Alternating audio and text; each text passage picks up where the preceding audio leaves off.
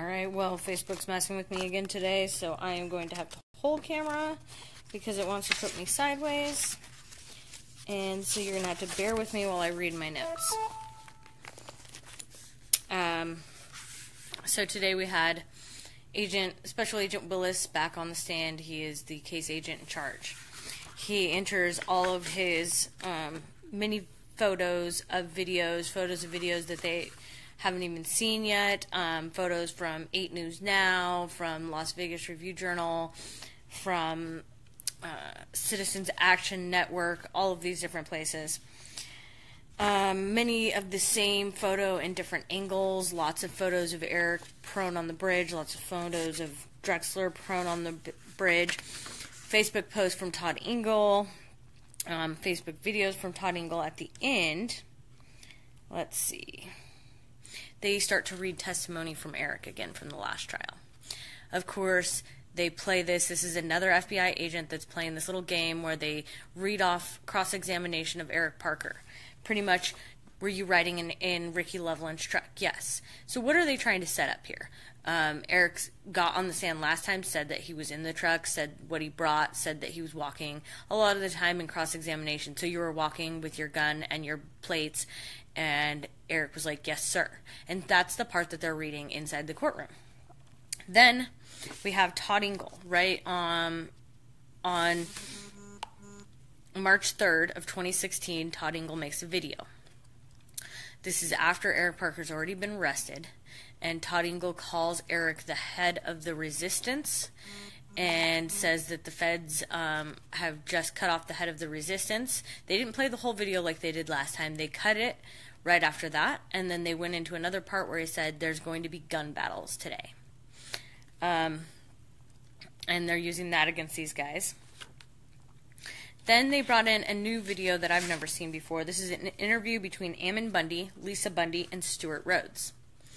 And I didn't think that there was much of this video that was very damning. It talked about they didn't know what they were going to do, that they had talked to the sheriff, and that the sheriff was the one that released the cows, and that Cliven was talking with the sheriff while the people were down there.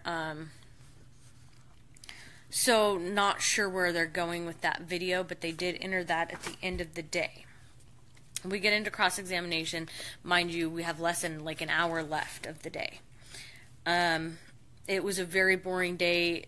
We've seen the government bore these jurors before, or the last jurors, and the same thing today because they're seeing the exact same pictures from video they've never seen, and he's talking about all of these different ways that he's time-stamped these pictures. Tanasi gets up there, and he was objecting to asking about an officer that's in a picture next to Eric Parker. That same picture that's been going around the internet for his birthday. That same picture, he says, now this officer is looking at Eric Parker. And he said, was he arrested that day? And Myrie objected to relevance. And Tanasi says it goes to negate the charges against these. They are charged with behavior that would warrant arrest, and so I'm asking if any arrests were made that day. The judge is very irritated, very short, and says objection sustained, move on. So then he goes through a bunch of the different pictures, shows other people kneeling down, points out one exhibit where he says that this person is Stephen Stewart. All of these exhibits, all of these screenshots have little yellow boxes with the names pointing to people you can't see. You can't tell who's who, but they're saying, see that little ant right there? That's Eric Parker, and that's Stephen Stewart. So they do this. And he's able to pick one out and say, now, is this person, we know Stephen Stewart's wearing a blue shirt that day. Is this person wearing any blue? He goes back to a different exhibit picture because they're all, they did 8 pictures in 1 minute. 8 pictures to represent 1 minute. And how many of those were Eric prone on the bridge? So he goes to and points out a bunch of different people crouching down.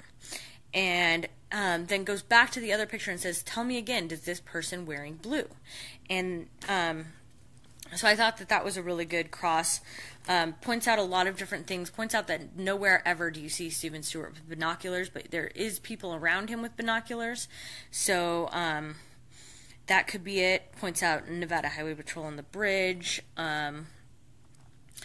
talks about posts that were made in the timeline on Facebook that don't make sense. Stephen Stewart posted something about cattle being free at 1, but it wasn't till 2:30 that the cattle are actually roaming. A bunch of different things about that, and the fact that he doesn't have an earpiece, he's not standing with certain people. At one point there was an objection because he was asked if Stephen Stewart was at a rally at 4 o'clock that night. And there was an objection, and he says, that's fine, I can go about it a different way. This is your summary, and it's comprised of everything important in this case. And there are no pictures of Stephen Stewart or Eric Parker or Scott Drexler at that 4 o'clock meeting. So I thought that was a great thing.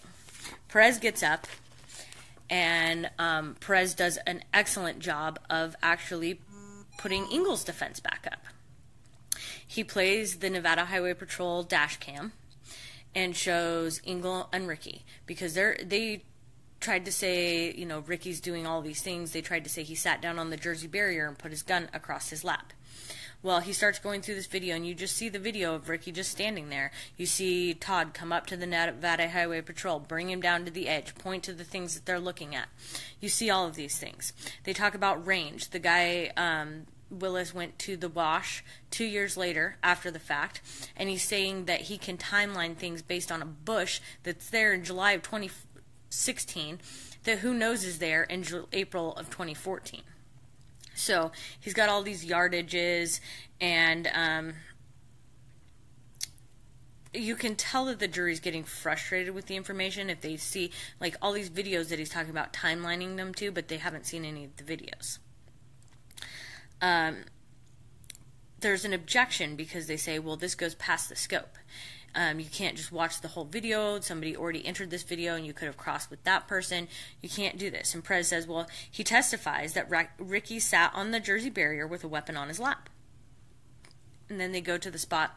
The judge actually looks it up in her transcripts that she keeps. And she's like, okay, I can see it here. So he's allowed to continue on. He goes to that timeline. You see Ricky standing for minutes and minutes and minutes, not doing anything. His gun never leaves his sling. He sits down on the Jersey barrier. His gun still doesn't leave his sling.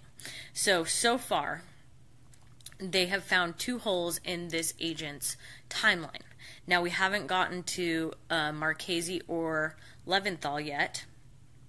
But the end, Perez says, so you cannot say with a certainty of a certainty that Mr. Loveland could see the trucks from his direction. They also brought up the fact that Todd Engel and Ricky Loveland were way further down the freeway. They brought up this agent took pictures at the bridge site where he brings a broom with him and sticks a broom all the way through the Jersey barrier and says, this is where he was, this is how you can point. Well, a broom that's much longer can go all the way through the slot and be manipulated more. A weapon that's stuck just the barrel into it is not able to move around. So, that's another big thing that I think that they're blowing out of the water here, but once again, we only get to this point by the end of the day. Now, it's said to say that the prosecution should end after this, but I'm not sure if they're trying to pull one over or they are actually going to end after this. I would expect that tomorrow we go in right into cross-examination. There's going to be a lot of juror questions. You can see them writing questions as everything's going along. So we'll go back in and see this. Now, there's rumors that the defense witnesses will have to proffer, or some of the defense witnesses will have to proffer before they're allowed in the courtroom. Once again, this is another way for them to control us, to control our narrative. They're trying to do that every way with these objections in the courtroom. The jury does see that the defense is granted nothing. The prosecution is granted everything. I would say Perez being able to continue after the judge looks through the transcripts was probably the only time today that the defense got, or this week even, that the defense got anything. So proffer means that they're going to have to testify in front of the judge and the prosecution before they're allowed to testify in front of the jury to make sure that their questions and answers are appropriate. I'm not sure how this will work because the jury can ask their own questions. So hopefully we're still able to get more truth out. As far as evidence getting in, it doesn't look like we'll be able to get much evidence in. Hopefully we'll be able to bring a lot of these pictures up and zoom in on them and show what was going on. I think Perez and Tanasi did a good job of pointing out that there were a lot of other people crouching down and getting out of the way. And at one point the bridge was completely clear or everyone was crouching down. Trying to kind of point out that there was something going on, that there's something that they're not being told, and we'll have to see where that goes. Another thing that was put in there today is Willis kept saying, and this is when the people in the wash pushed forward. This is when the people pushed forward.